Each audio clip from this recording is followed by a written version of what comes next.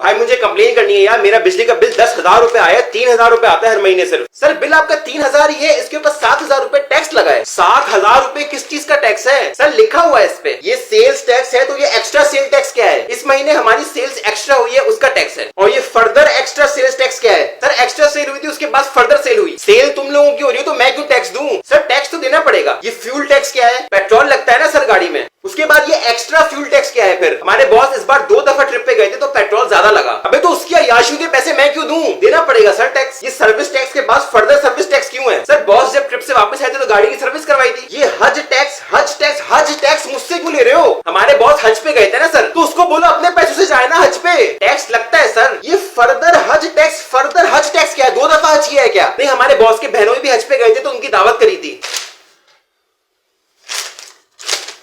Education tax क्यों लगाया? अब सर हमारे बॉस का बेटा 3 साल का हो गया ना तो बोलने लग गया है, तो मैं क्या करूं? तो उसका एडमिशन करवा दिया, उसका टैक्स है। मैं आपको उसकी पिक्चर दिखा दूं, यूनिफॉर्म में बड़ा प्यारा लग रहा था। नहीं देखनी मुझे भाई, माफ कर। शादी टैक्स क्या है ये? सर हमारे बॉस के साले की शादी हुई है, अभी तो मेरा क्या लेना देना उससे? सर इस पे डिस्काउंट दिया है हमने, मेहंदी मायूं वलीमा अलग से चार्ज नहीं किया, सब इसी में इंक्लूड है। बड़ी मेहरबानी तेरी भाई।